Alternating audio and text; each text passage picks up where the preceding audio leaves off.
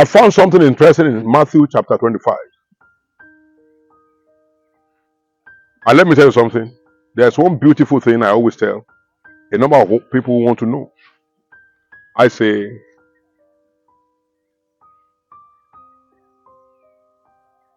that I feed God. And I've sent God to school before. I still send Jesus to school. Sometimes I humorously say that I buy clothes for God. Strange but true. Looks like heresy. No. Matthew chapter 25.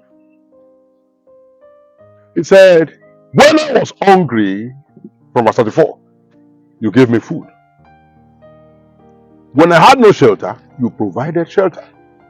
When I was naked, you did this, you did that. Gave me clothes. And so those who were on the right hand of him said, Lord, why lie against us? What did we do? Why exaggerate? When did we see you? We have never done so before. He said, as long as you can do it for these ones, you have done it for me. That's huge. Now, hear me.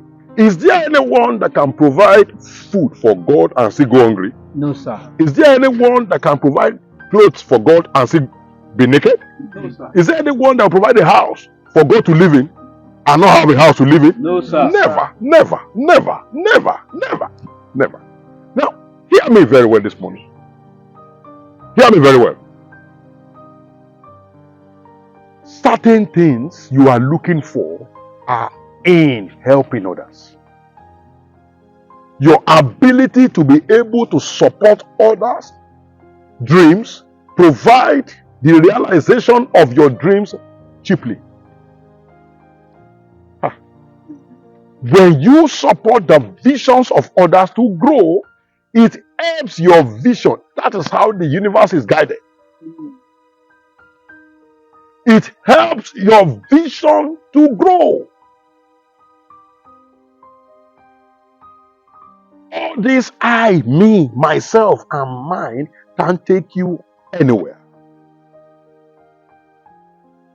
If your investment in the morning is on you alone, by evening you will be lonely.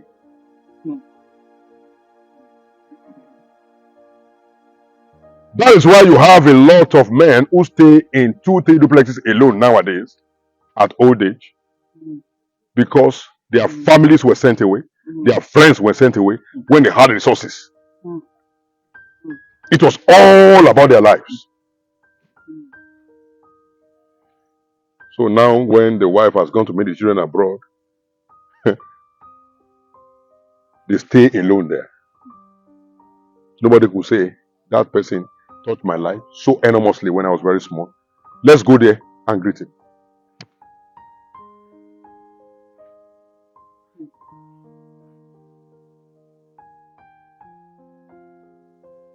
You gave me food. When did we give you food? Because we've never seen you on a dining table before. As long as you give these people, I'm the one you are feeding them. So when they eat your rice, you are giving me rice. You can't lack rice. When they eat your gari, it's me you are giving the eba. You can't lack gari in your house.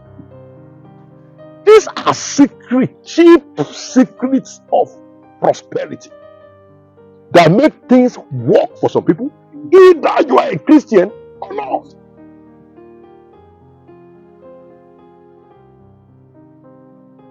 There are Christian paupers. Now, don't listen to that. To be poor is not a sin. You can be a Christian and still be poor, comfortably so, like Lazarus. So there was no iniquity in Lazarus. There was no sin in Lazarus. Yet he was poor, but he made heaven. So you can be a poor Christian and make heaven, and still be a child of God. I mean, hey, are you following? There's no iniquity, no sin in you, because poverty is not a sign of sin. You didn't hear me.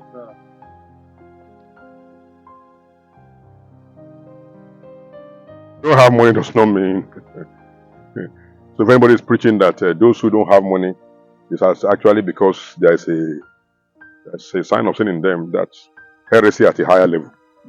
It's professorial heresy. There are people in my village who are Christians but are financially poor, yet buoyant in the spirit. But that's not where we're going to live. One major key in opening doors for yourself, opening resources for yourself, is looking at others and blessing them.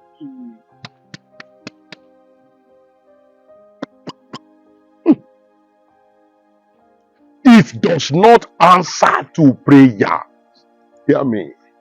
Prosperity does not answer to fasting. It does not answer to prayer. It's not answer to going to the mountain to pray. No matter how much of prayer you pray for financial breakthrough, if you are not a giver and you are not impacting others, you will remain poor.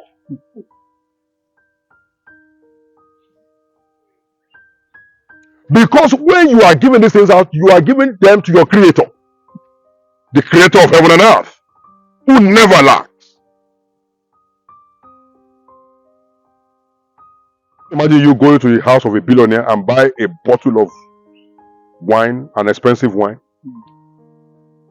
When you are leaving, if that billionaire is not a miser, yes, sir, he will hand over something to you.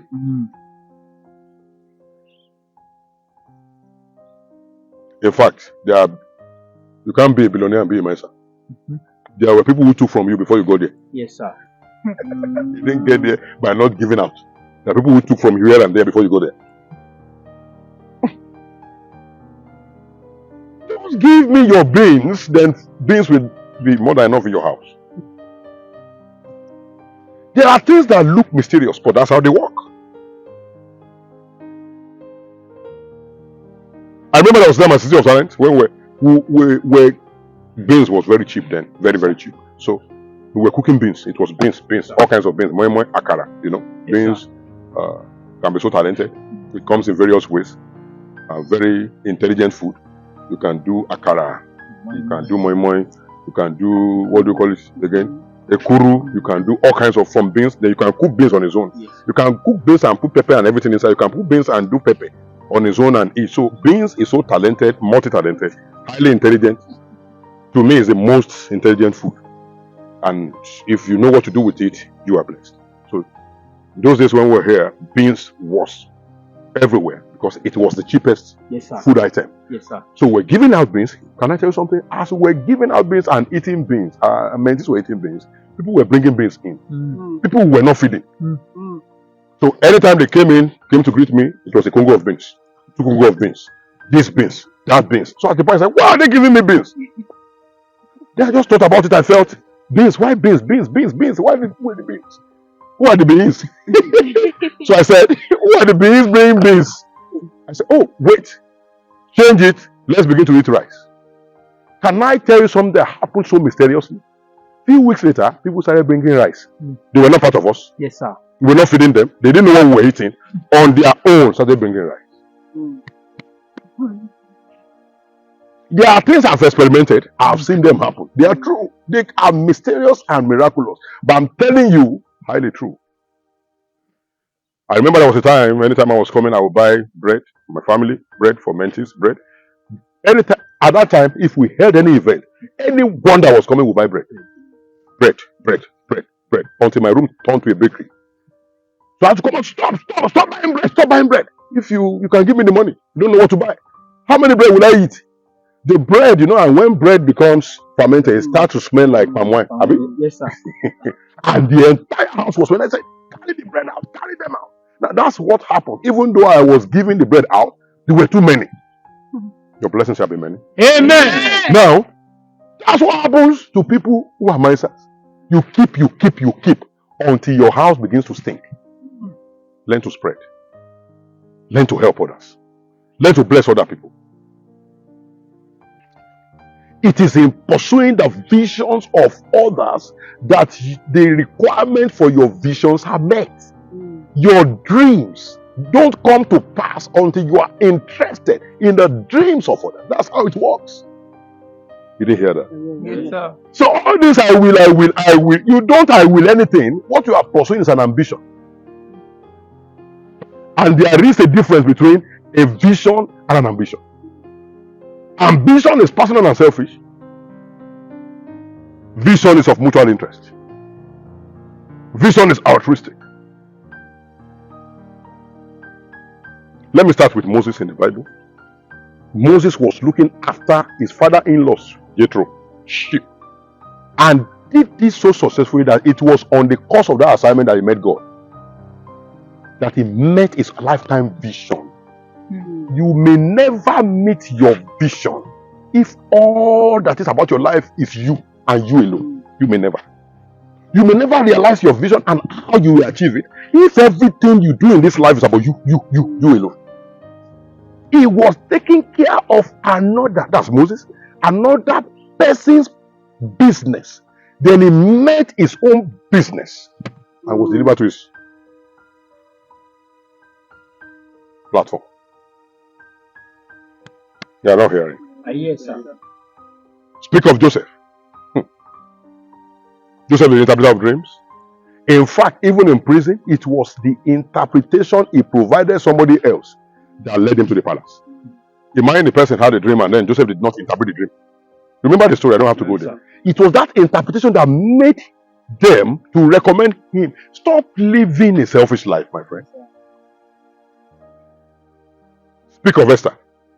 It was his interest in his kinsmen that made him the Esther we refer to today. Then I will go on to the king Ahasuerus. If I die, I die. And she never died. She became a lifetime female celebrity. Speak of David. He was taking care of his father's sheep. He did it so successfully. And I think God looked at him that you are diligent with these things. Now we can make you a pastor over a higher number of sheep. Diligence in other people's businesses. I've mentioned 4. Now, before David was a man called Saul, who was looking for his father's ass so judiciously, and met the prophet and said, "You become king, tell no one." And Saul didn't tell anybody. Because he was looking for who? Somebody's. You are not hearing me. Yes, Surely all this, you won't get there. It's not a cause. It is your little interest in little things. Other people, what are you pursuing to? What can I do to be part of your dream? That makes your own life becomes better. I've practiced it. I practice it. It is working. Nobody will speak of Jesus today if he was not there to carry out the vision of God towards mankind. Who will go and die for these people? Everybody went silent. Jesus came. Today, to access God, you must go through Jesus. Yes, sir. Now, either you like it or not. To access him, you must go through Jesus. Yes, sir. Because he carried the dream. You speak of Peter, his disciple. He said, "Oh, you will build my church." It was available for him. On and on, I can give you different examples. Please be interested, not only in yourself, be interested in someone else at least.